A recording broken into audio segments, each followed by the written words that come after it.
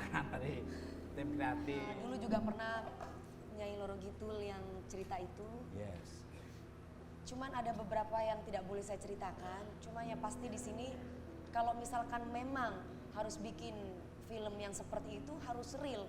Misalkan dari bunga melatinya, dari apa namanya? Bunga kantil. Bukan, kita misalkan mau syuting film itu kan ada Sesajennya. kayak Sajen. ya, Sajen. ya, Ritual. itu ritual. Ya. Tapi tidak boleh di depan umum.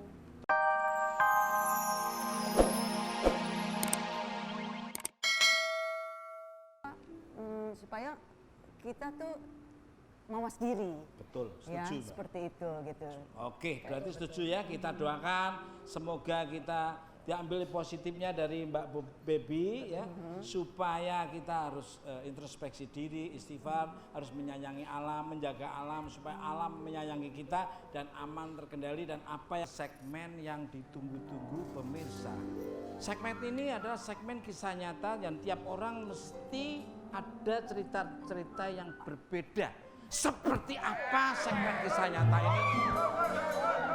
Pastinya hal-hal misteri yang pernah dialami oleh para bintang tamu. Kita tanya dulu dari Mbak Dewi Persik ini. Coba kalau dari Ibu Meggy Dias dulu. Oke, mungkin dari Mungkin ketemu sama siapa gitu. Alam ini goib. ini Meggy mungkin di rumahnya Kemudian atau hari. di mana di kejadian apa yang pernah Meggy alami yang sampai sekarang teringit terus. Nah, waktu itu pas kita show di Semarang tuh.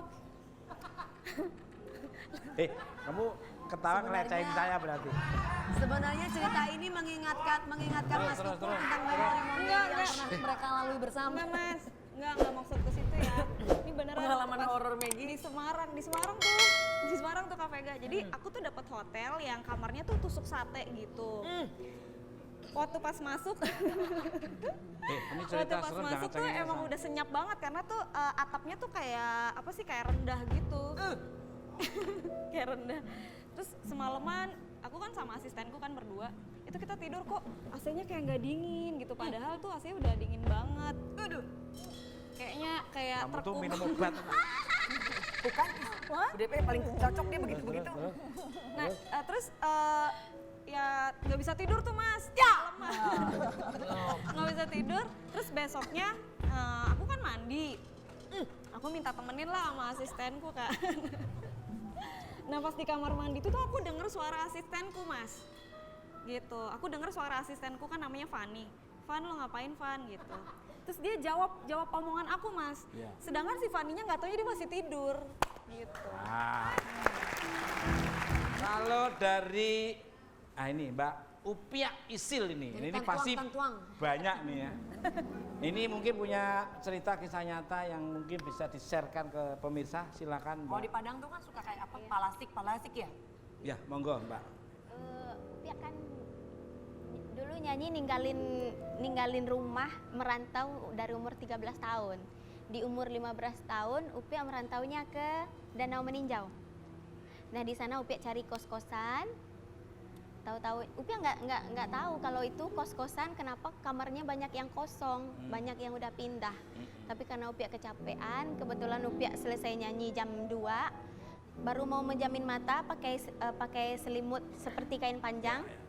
Ada yang ngipas-ngipasin, padahal udah Upia pastikan pintu sama jendela udah tutup semua, nggak mungkin angin kan. Oh ya, berarti disayang sama mereka karena kan kamu biar supaya tidurnya nyenyak dikipas-kipasin. Iya. Ya tinggal kecapnya banyak apa dikit maunya dia. Nah, sekarang pengalaman dari permintaan dari tim kreatif. Dulu juga pernah Nyai Loro Gitul yang cerita itu. Yes. Cuman ada beberapa yang tidak boleh saya ceritakan. Cuma yang pasti di sini kalau misalkan memang harus bikin film yang seperti itu harus real. Misalkan dari bunga melatinya, dari apa namanya? Bunga kantil. Bukan, kita misalkan mau Sesajennya. syuting film itu kan ada Sesajennya. kayak Sajen. Sajen. Ritual. Itu ritual. Ya. Tapi tidak boleh di depan umum. Tuh, Oh. setuju saya. Tidak boleh. Jadi kalau itu nanti bahaya buat diri kita sendiri. Setuju, Jadi maaf kalau ngomong tuh azabnya itu kena ke diri sendiri gitu. Jadi segala sesuatu yang namanya ritual itu harus rahasia atau sembunyi-sembunyi. Betul, setuju. Itu yang saya. benar. Betul. Dan selama ini saya kalau misalkan ada izin-izin seperti itu dan misalkan mimpi nih Mas. Jadi kita memang kalau misalkan dalam keadaan sadar itu tidak mungkin didatengin sesuatu. Jadi pasti antara sadar dan tidak. Rep-rep lah ya. Iya, jadi misalkan pun kayak nyawa kita kayak dibawa, loh aku tuh nggak meninggal tapi ada di sini, tapi kita aku ada di sini loh kok, tapi kita nggak bisa sentuh. Lah kita bertemu dengan orang itu misalkan. Jadi banyak petua, banyak omongan. Jadi kita petua-petua itu tidak boleh disampaikan ke umum, tidak boleh. Jadi semua ada etikanya. Jadi mungkin hanya sebatas itu. Nanti kalau bangun-bangun badan kita kayak merasa capek, kayak gimana, kayak ada sesuatu nggak enak dalam jasad sebentar. Oke. Mbak Baby Jenar ini. Oke. Ini pastinya banyak nih ya. Yang paling menyeramkan apa Mbak? Gini Mas Tukul, pernah pada suatu saat saya pergi ke daerah Pulau Jawa tuh ya, di sekitar Blora tuh Mas. Kita nih tengah malam nih, mobil jalan, set. Tiba-tiba itu saya lihat dari atas pohon ya, kayak pohon randu atau semacam pohon Randu, beringin kayaknya randu, gitu ya. ya. Itu kayak ada suatu benda gitu loh Mas Tukul.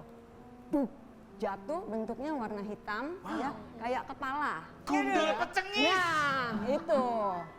Nah, itu ada tuh Mas. Dan saya memang benar-benar ngelihat gitu. Jadi dia jatuh dari atas pohon, ngeglundung di jalan raya gitu. Nah, itu masih gelinding. Iya. Tepat pas di depan mobil saya, ya itu. Ketawa kayak begitu Mas Tukul. Dan Terus, memang ternyata memang terjadi. seperti yang di film itu ya, memang gundul pecengis itu bentuknya seperti itu gitu loh. Luar biasa. Nah sekarang kita akan nanya kepada Mbak Baby. Apa? Waktu nanya tadi kan sana sudah, sini sudah. Masa yang sini belum ditanya gini? Tadi bintang tamu lain lo nggak samperin Mas, Apanya?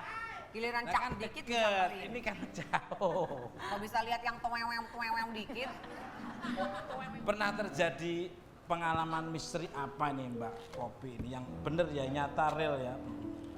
Jadi saya pernah melihat, seakan-akan melihat Tukul.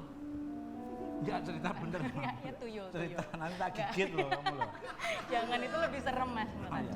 Tuyul. Serem banget. Seakan-akan melihat tuyul. Oh. Ketika waktu tidur, kemudian seakan-akan mimpi mereka lagi main gitu. Ada yang ketawa-ketawa. Karena memang waktu itu rumah Popi sebelahnya itu kosong.